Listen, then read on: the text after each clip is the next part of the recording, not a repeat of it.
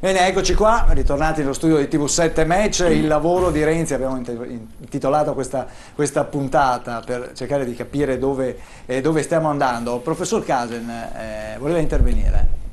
Sì, allora sulla questione dei principi io sono perfettamente d'accordo, ma non credo che gli imprenditori, salvo taluni, come ce n'è di tutti i tipi, siano degli orchi. Se hanno necessità e se vogliono produrre, cercano le persone giuste per farlo. E non licenziano così perché hanno voglia di licenziare, perché ci sono delle necessità. Ora che i furbi ci siano non c'è dubbio, ma insomma non occorre andare davanti a un giudice per riuscire a ottenere determinati risultati. Il giudice è l'ultima ratio, non può essere il punto di partenza. Allora l'articolo 18 è un deterrente, di fatto, perché alla fine quando c'è la fase contrattuale dice vabbè allora andiamo in tribunale, allora uno scala le braghe e cerca di risolvere il problema. Allora cos'è successo nel tempo in Italia? Questa è la realtà. Sono cresciute le aziende di 15 dipendenti e lo stesso imprenditore ne ha 1, 2, 3, 4, 5 aziende. Smembrato, con tutte le problematiche di un'azienda smembrata e di tutto quello che viene dietro, no? Poi allora è venuto fuori, no, ma questo gruppo, cioè questo qui supera i 15 dipendenti che fa gruppo, allora un'altra cosa sull'articolo 18. Questi sono i problemi che si affrontano quando ci si siede attorno a un tavolo con i sindacati davanti e non dice deve essere questo deterrente, deve esserci la necessità da parte degli imprenditori di avere persone qualificate. Allora, siccome i sindacati sono non soltanto nella fabbrica, sono nella scuola e sono in tutti gli altri settori, ma soprattutto nella scuola, la scuola deve essere riformata. Escono dei ragazzi che dicono non vado a scuola ad imparare niente, ed è vero, se ne rendono conto, perché se vanno in rete imparano magari male, peggio, ma capiscono qualcosa di più. Abbiamo degli insegnanti che sono antichi e che non sono all'altezza della realtà. Oggi abbiamo una realtà che va a una velocità della luce e gli insegnanti continuano a insegnare e ripetere le stesse cose. Ai tempi miei, facevo l'insegnante a scuole medie, a scuole superiori, si facevano i corsi di aggiornamento. Cioè si chiamava l'insegnante e si diceva guarda che il mondo è cambiato, e a quell'epoca il mondo cambiava molto più lentamente di adesso, certo. E diceva guarda per caso, allora devi anche metterti nell'ordine di idee che il tipo di insegnamento e i contenuti stanno cambiando. E si discuteva, e la scuola era vivace. Poi superato quel periodo che era il post 68, la scuola si è fermata. Si continua a insegnare le 4H, no?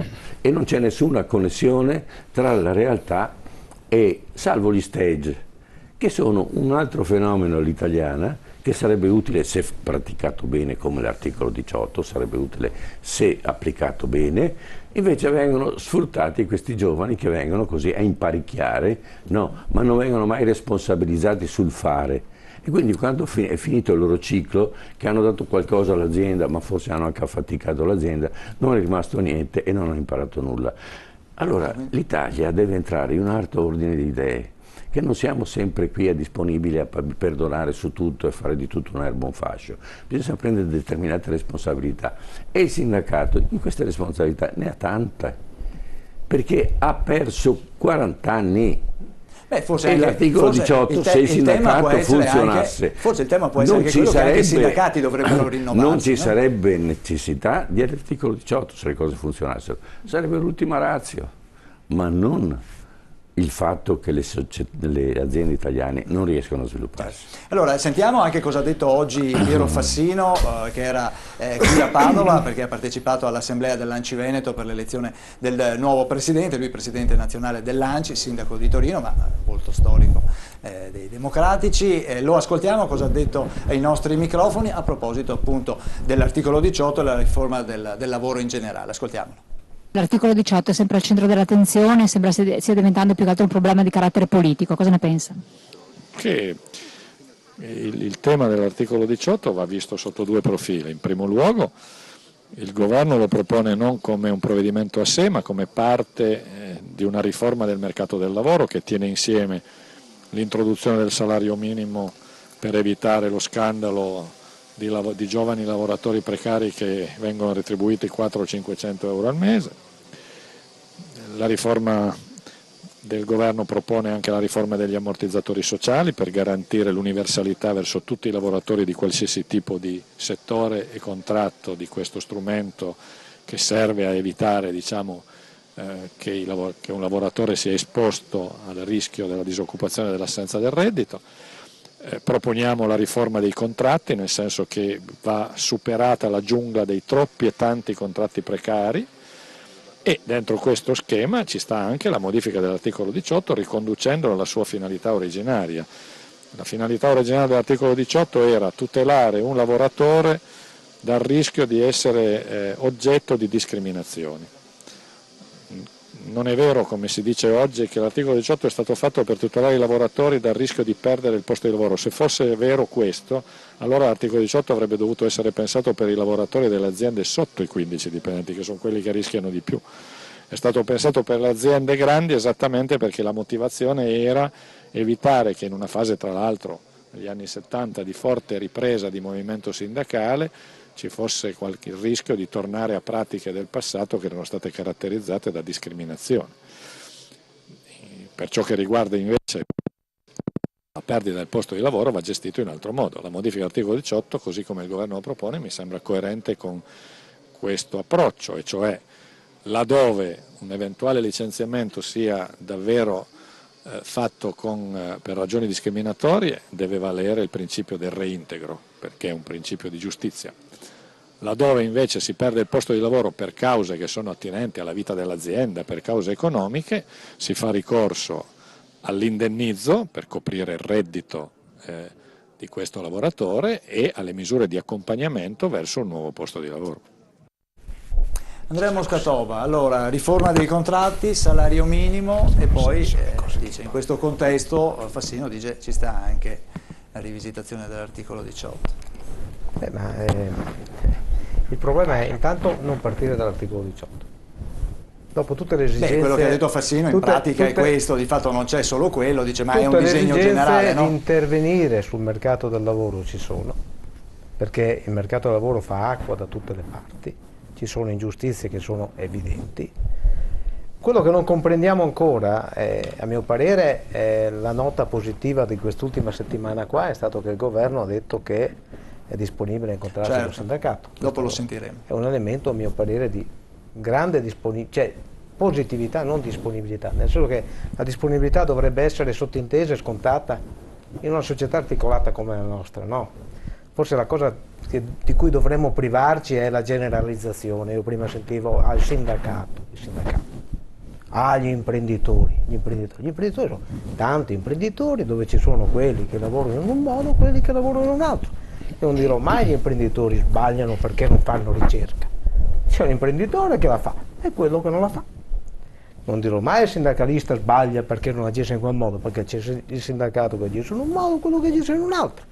E i politici sono tutti quanti ladri? No. Ci sono i politici onesti e i politici che andrebbero corretti e disonesti. Quindi dovremmo imparare a evitare di generalizzare e individuare i problemi, perché costruire una società in difficoltà come la nostra, senza interlocuzione tra le parti, con uno che comanda e gli altri dovrebbero tutti obbedire, senza che ci sia un confronto in una società complessa, ci porta al baratro. Qua abbiamo discusso per un po' convinti che la madre di tutte le battaglie, la panacea di tutti i mali sia l'articolo 18. La domanda è, per carità, VTO, non VTO, qua e là, ma l'articolo 18 in Germania c'è e noi vorremmo cambiarlo rendendolo meno e differente anche in termini maggiormente, diciamo, negativi, chiamiamolo anche così, di quello che è in Germania. Ma come fa la Germania a essere in grado di essere più competitiva di noi in tanti aspetti? Al lavoro. Sì. Allora, la domanda che mi pongo è: l'elemento che aiuta la Germania a costruire il lavoro sono gli imprenditori bravi o quelli cattivi? No. Bene. Sono anche il sindacato in Germania ha un ruolo diverso. Ha un ruolo diverso, è vero? È vero? Nel momento in cui il governo, il premier, finalmente, a differenza di quello che ha fatto fino ad oggi, ha detto noi col sindacato ci vogliamo confrontare, come che è giusto che sia. La disponibilità e intelligenza del sindacato è andare a confrontarsi, perché nel confronto che costruisci le cose e migliori le condizioni e crei vero cambiamento. Su quello che diceva Fassino prima però, a me le promesse piacciono. Mi piaceva la promessa, mi è piaciuta la promessa degli 80 euro in busta paga, sono 7 miliardi che venivano messi, perfetto. Però oggi ci troviamo con una manovra da 20 miliardi di euro. Il dubbio è per quello che voglio andare a discutere, è giusto che il sindacato si confronti, perché dopo gli effetti deleteri delle cose chi le paga? Anche i nostri rappresentanti. Allora su questo diciamo, bene, tutte le cose che vengono poste, al di là del fatto che il Job Act ha degli elementi ancora di incertezza, nel senso che non si conosce, perché non si comprende che cosa ci sia scritto, non si comprende come si vogliono fare gli ammortizzatori sociali. Quello che mi preoccupa è, le cose che diceva Fassino sono le cose che chiediamo anche noi. Il problema sono le risorse. Allora bisogna comprendere bene dove verranno fuori le risorse, se ci saranno oppure sarà una cosa a step dove prima si rende tutti ciechi e dopo in prospettiva vediamo di migliorare e mettere due occhi a tutti. E su questo dobbiamo stare attenti. Il confronto serve proprio per questi motivi. Raimondo. Qualche difficoltà di comprensione sul piano internazionale. La Germania non ha sicuramente lo stesso problema dell'Italia. Ha un'economia che sta galoppando, a scapito naturalmente della nostra, guarda caso sta vendendo a noi beni e servizi che invece noi dovremmo gestire in altro modo. Da quello che ne so io, il sindacato all'interno delle fabbriche è quello che dialoga di più con le imprese, cioè non esiste un sindacato forte come in Italia che va a trattare col governo, con le parti, eccetera. Lì il sindacato si mette d'accordo con l'imprenditore e dice: senti amico, quali sono gli investimenti, qual è il tuo piano industriale? E tutte le problematiche vengono risolte all'interno di quell'area, non al di fuori di quell'area. Invece in Italia si blocca tutto, sia per l'articolo 18, sia per la mobilità, sia per altre cose. Ma non è questo il dramma. Il dramma dell'Italia è che se noi andiamo avanti così si stanno perdendo sì posti di lavoro, ma gli imprenditori che sono gli unici che portano la ricchezza della nazione, cioè l'80% del prodotto interno lordo è formato da chi oggi è in Italia a produrre e dai lavoratori che ci lavorano. Se noi eliminiamo questi perché sono al massacro, perché stanno scappando via, perché non ce la fanno più, perché sono anche svogliati, cioè come fai a investire in un'Italia che non ti dà un incentivo sulla ricerca e sullo sviluppo? Come fai, come fanno molti imprenditori mi dicono, ad assumere giovani laureati anche brillanti se non gli puoi destinare un ambito di risorse finanziarie, quando lo Stato ti massacra anche sulle assunzioni? Voglio dire, mentre in altri paesi, per esempio, i neolaureati o gli assunti possono godere per i primi anni di 0 tasse, di 0 contributi, in Italia chi entra oggi ha la stessa marcatura fiscale di quello che lavorava 20 anni fa, il che è un'ingiustizia pazzesca. Con l'unica differenza che il ragazzo che parte oggi non avrà sicuramente gli stessi, scusatemi, privilegi e diritti che hanno avuto i nostri genitori o forse noi stessi. Io no, perché sono stato dirigente di multinazionali in giro per l'Europa e quindi so cosa significa. No, so cosa significa, poi mi sono messo in libera professione, è un'altra cosa. E quando io da laureato, preso all'epoca con 110, mi vennero a scrivere: guarda che tu devi lavorare 14 ore al giorno, e questa multinazionale americana mi fece sgobbare, io lavoravo con felicità, cioè io mi sparavo aerei di qua e di là, ma ero contentissimo a 24 anni di aver coronato un sogno che insomma a quell'epoca era un sogno. Oggi i ragazzi non hanno la letterina della banca o dell'azienda che ti scrive e dice: bravo, ti abbiamo visto nell'elenco con 110, tu sei uno di quelli che noi vorremmo in azienda. Non li scrive più nessuno. Una volta venivano a cercarci e io avevo 8-9 offerte di lavoro in un ambito di pochi mesi, quindi c'era un'ampia possibilità. Oggi nessuno ti dà lavoro. Allora il problema non è che il sindacato non deve far leva su quelli che sono i principi base anche di una garanzia costituzionale. Il problema è che non ci possiamo affossare dalla mattina alla sera sull'articolo 18 o su altre cose, perché l'economia così non va avanti e gli imprenditori scappano. Allora la fermo un attimo perché abbiamo dei telespettatori in linea, abbiamo raggruppato gli interventi dei telespettatori, così dopo abbiamo modo di rispondere, sentire. Allora il primo sentiamo, allora da dove chiama il suo nome per cortesia. Certo, è vero. Pronto? Sì, pronto? Buonasera, vuol dirci il suo nome, da dove chiama? 130. Io mi chiamo Alfredo Moser. Prego. Chiamo da Chioggia perché ho portato il mio lavoro a Chioggia, visto che lavoro nell'ambito della nautica. Sì, prego.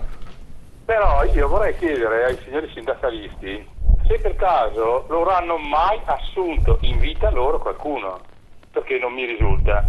Non capiscono, non sanno cos'è che vuol dire assumere un dipendente. Perché io ho avuto 2 casi, brevissimamente vi dico, un'impiegata che mi ha rubato 30 milioni all'epoca, trovati nella borsetta sua, i miei assegni della mia azienda, che riusciva a girare con il mio timbro, denunciata la signorina, per riuscire a licenziarla ha dovuto fare una causa di lavoro, che ho vinto solo perché alla riunione della causa di lavoro l'unico, ripeto, che mancava alla causa era il rappresentante dei datori di lavoro. Ho chiesto al presidente della seduta come mai mancasse questa persona, mi ha detto è dovuto andare via. Cioè, ma vogliamo scherzare? E questo è un caso, questa signorina qua mi è costata comunque all'epoca, parlo 15 anni fa, 5 milioni per lasciarla a casa. Quando io l'ho denunciata, questa qua si è messa in malattia, io le ho mandato 3 visite fiscali, la signorina era a Porta dei Marmi, mentre il medico fiscale andava a cercarla. 4 anni fa io ho assunto 2 ragazzi che per 5 anni, non 2 giorni, avevano lavorato in nero, 2 ragazzi rumeni, non perché sono rumeni, erano ragazzi, hanno lavorato per alberghi stagionali, per 5 anni in nero, io li ho assunti a tempo indeterminato per fargli avere i documenti per stare in Italia. Dopo 5 mesi mi sono accorto che mi rubavano il materiale per andare a fare lavori di sabato e domenica per conto loro. Ho chiesto l'allontanamento di queste persone, gli ho detto state a casa, loro il giorno dopo tutti e 2 si sono messi in malattia, sono andati al mare come la ragazza di prima, ho pagato 24.000 euro per liberarmene. Dico, ma credete che noi siamo vacche da mungere? Noi per trovare lavoro, per tirar su lavoro, per raccogliere lavoro da dare ai ragazzi, ci facciamo un culo che voi non immaginate neanche. Io vorrei che un sindacalista andasse da un mio cliente, gli facesse il preventivo, lo convincesse a fare il lavoro, facesse il lavoro e poi tirasse i soldi, perché il problema nostro, se per caso voi non lo sapete, è che noi non tiriamo i soldi dai clienti. E come diceva uno dei signori, che i giudici se ne sbattono altamente dei problemi dei imprenditori, io le cause non le vinco mai, pago gli avvocati e non vinco mai una causa. Cioè, capite che non c'entra niente qui l'articolo 18, qui c'entra che non c'è più l'educazione del lavoro. Io ho fatto le superiori lavando piatti dalle 6 di sera alle 2 di notte, non alle 8 di sera, alle 2 di notte. Un ragazzo che ho cercato di assumere l'anno scorso ha fatto 2 settimane da me per prova, 2 settimane, andava in discoteca fino alle 5, alle 6, alle 7 la mattina e veniva sul cantiere con gli occhiali da sole, veniva in magazzino dove ci vedevo poco io, con tutte le luci accese, con gli occhiali da sole perché aveva i calamari fino al sotto il naso. Ragazzi, svegliamoci! Svegliamoci! Qui c'è tutta l'Italia da rifare, non l'articolo 18, non c'entra niente l'articolo 18, può stare com'è, si può cancellare, potete fare tutto quello che volete, qui c'è da rieducare il popolo al lavoro. Noi abbiamo un esercito di nulla facenti con i libri sotto il braccio, che vanno fuori corso all'università, che tirano avanti e indietro le cartelle, non che studiano, quindi qui c'è da rieducare la gioventù. Grazie. Se non fate questo, grazie. Guarda, non c'è articolo 18 che tenga, ve lo dico io, ho 60 anni, sono stufo di lavorare, però mi tocca lavorare lo stesso. Se chiedo a un ragazzo di venire a lavorare con me, che gli dico guarda che però magari sai un paio di giorni dobbiamo andare via e dormire fuori, mi chiede se sono matto, ma vi rendete conto? Cioè questo è, discutete di questo per favore, non dell'articolo 18. Certo, grazie. Il vostro tempo e fate perdere tempo all'Italia che non va avanti, non sta andando avanti questa Italia. Grazie. tutti chiacchierano. Io Grazie. vi auguro buon lavoro. Grazie. Speriamo che qualcuno faccia qualcosa, ma qui mi sa che nessuno ha grandi voglie di fare qualcosa. Questa è l'impressione. Grazie signor Alfredo. Adesso abbiamo un'altra telefonata, la ascoltiamo, abbiamo un altro telespettatore. Buonasera, da dove chiama? Il suo nome per cortesia? Stelio da Roma. Buonasera, prego. Buonasera. Buonasera a tutti quanti. Buonasera. Sto Prego. seguendo il vostro programma già altre volte. Dunque, i vari dibattiti, il fatto dell'articolo 18, perlomeno io ho cominciato a lavorare nel 1946 a Trieste, che era il territorio libero. E il sindacato ha cominciato a funzionare nel 63, cominciava. Beh, praticamente dopo nel 68-70 hanno fatto un accordo fra i 4 sindacati che l'operaio doveva pagare il 10% sulla busta paga per il sindacato, che veniva tolta già nello stipendio. Perciò calcolando che a Roma in quel periodo uno più 1600, 1800 con la scala a Bobbi, si ricorda? Però era 150, 170 e 1000 lire ogni mese che queste pigliavano. Perciò se levano l'articolo 118 come protezione, quel non più una lira. Ecco perché tengono duro l'articolo 18. Abbiamo capito. Benissimo. Grazie. Un'altra cosa. Prego, velocemente, grazie. Prego. Fatto della Germania. Quando hanno buttato 2 muri di Berlino, la Germania Ovest doveva reggere pure tutti quelli della Germania Est. E mi ricordo bene che tutti gli operai, anche la Volkswagen, si sono tassati un giorno di pace al mese per poter recuperare i soldi del governo. Ecco perché la Germania si è trovata già bene come capitale, capito?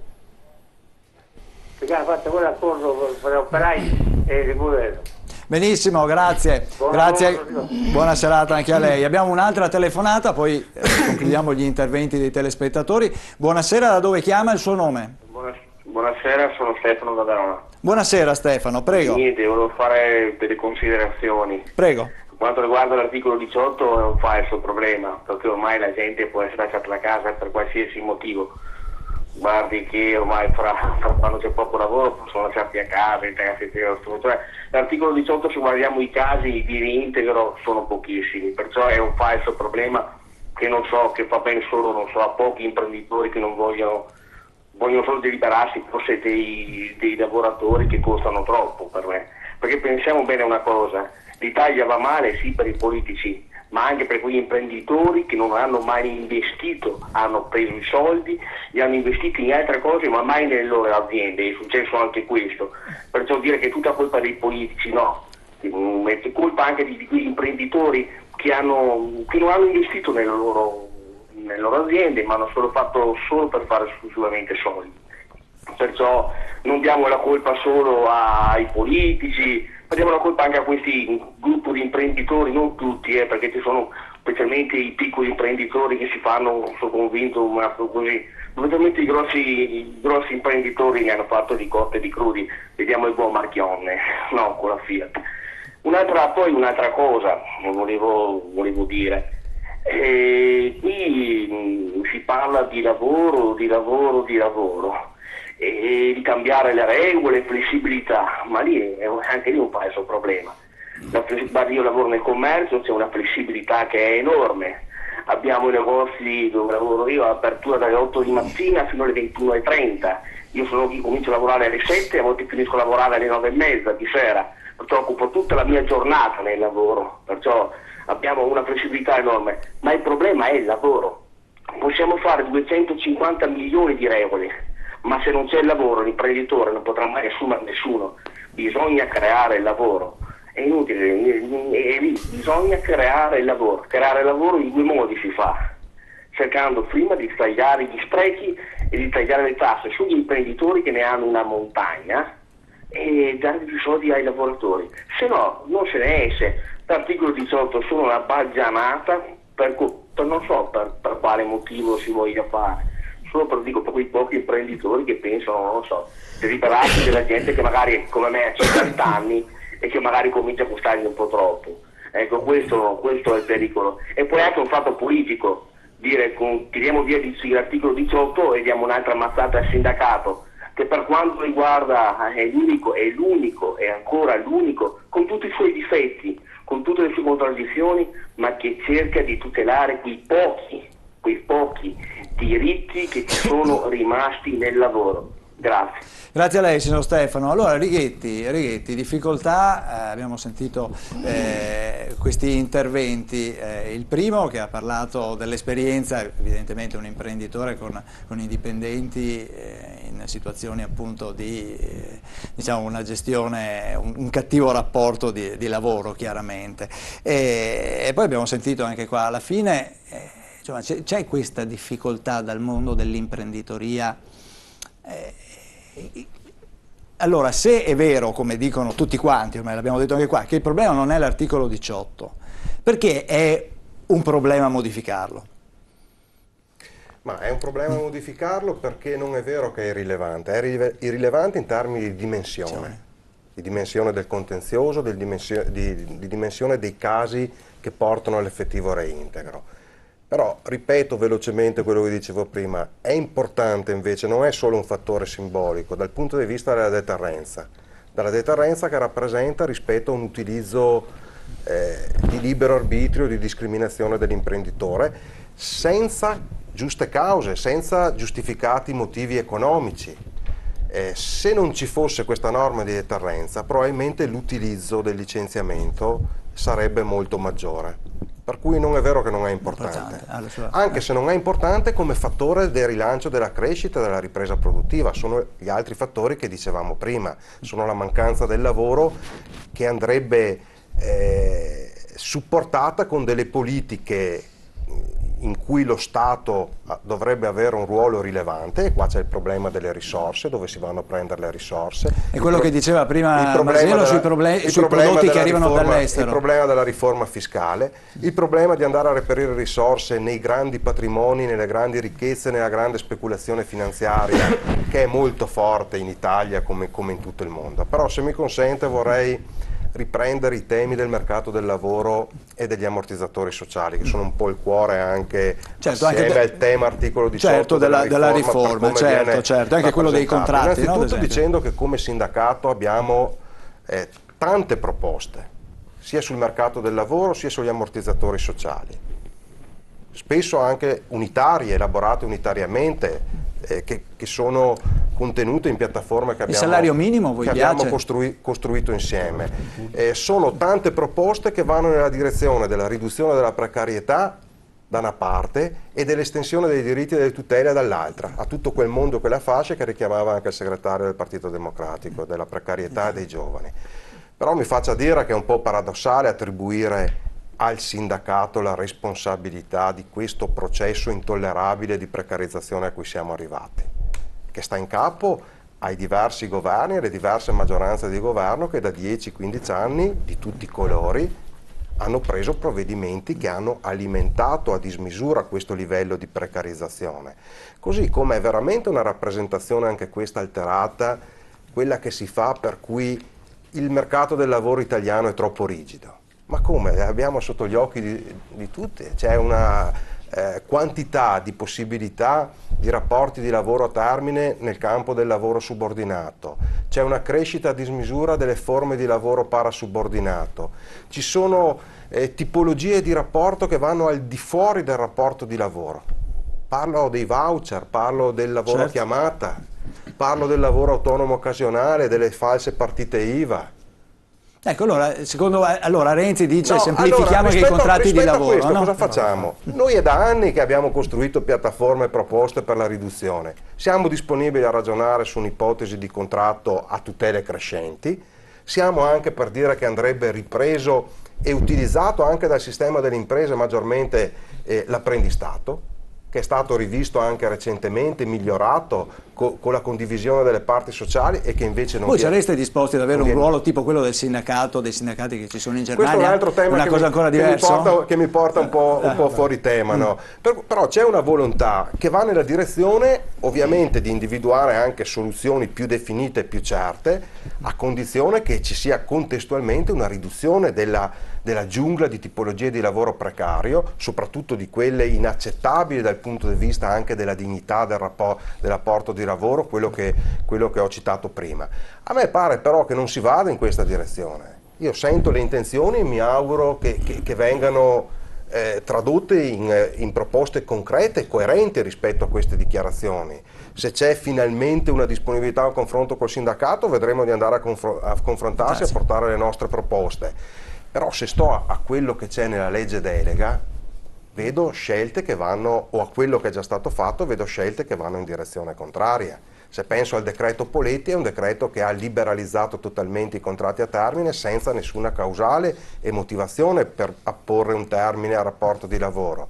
Se guardo la legge delega vedo l'intenzione di liberalizzare, di estendere ancora di più i voucher, i buoni, i ticket con cui si paga fino a quanto? Fino anche a un'intera giornata di lavoro la prestazione di un lavoratore senza rapporto di lavoro. Nel 2013 mi pare che qua in Veneto siano stati quasi 500.000 i voucher utilizzati. Questo è contenuto nella legge delega, è una cosa che si dovrebbe togliere, invece è proposto l'estensione, elevando la fascia di reddito fino alla quale il voucher è stato introdotto, se non sbaglio, per combattere il fenomeno del lavoro nero, però dopo alla fine sta sviluppando la precarietà. Ma è contraddittorio che adesso si proponga di estenderlo, mentre si propaganda che invece si vuole ridurre il livello di precarietà, così come sugli ammortizzatori sociali. Innanzitutto guardate che sulla cassa gli abusi vanno eliminati e si deve intervenire sugli abusi, ma la cassa integrazione, compresa quella in deroga di questi ultimi anni, ha avuto una funzione straordinaria, non solo di mantenimento nelle situazioni di crisi o di calo delle attività produttive dell'occupazione, ma anche delle professionalità che servono alle imprese. Sono uno strumento indispensabile per poter garantire e puntare su una ripresa delle attività produttive e per non avere un declino delle infrastrutture e dei livelli occupazionali. L'aggiornamento in quel periodo. Sì, no, va accompagnato da tutte le cose che dice. Ma attenzione a togliere la cassa. Lo dico perché sono preoccupato anche qua dalla legge delega, perché vedo una tendenza a ridurre invece l'ambito dell'utilizzo della cassa integrazione, a eliminare quella straordinaria, a ridurre il bacino di usufruizione della cassa integrazione, della cassa integrazione ordinaria, che invece andrebbe esteso a tutti quanti, in una logica invece più assistenzialista. Do un sussidio minimo a chi ha perso il lavoro. Attenzione, il salario minimo le risorse prioritariamente vanno spese per mantenerlo il lavoro. Sul salario minimo io dico attenzione, anche qua dipende dai contenuti precisi. Se si ragiona, per come è scritto nella delega, è scritto in questi termini. Se si ragiona in termini di una definizione di un compenso orario minimo che vada a dare garanzie a tutti coloro che non sono coperti dai contratti collettivi nazionali, o perché hanno una tipologia di rapporto di lavoro che non è subordinato, o perché non viene applicato il contratto collettivo nazionale, è un contenuto su cui si potrebbe ragionare. Io vedo un rischio comunque che il sistema delle imprese, una volta che si definisce un compenso orario minimo, che presumo sarà non tanto alto, non mi immagino che sarà tanto alto come ai livelli della Germania a 8,5 euro, no? Però si tratta di vedere. C'è il rischio che il sistema delle imprese, perché siamo in una situazione di difficoltà, di competitività con le situazioni che venivano descritte, in termini di costo del lavoro bassissimo, tendano ad assumere quel compenso minimo come riferimento, andando al superamento del riferimento dei minimi retributivi stabiliti dal contratto collettivo nazionale di lavoro. Questo sarebbe un grande errore, un grande sbaglio e una regressione sul piano delle tutele dei lavoratori, non un miglioramento. Ci fermiamo un attimo, andiamo in pubblicità, torniamo subito qua, TV7 Match con il lavoro di Renzi, a tra poco.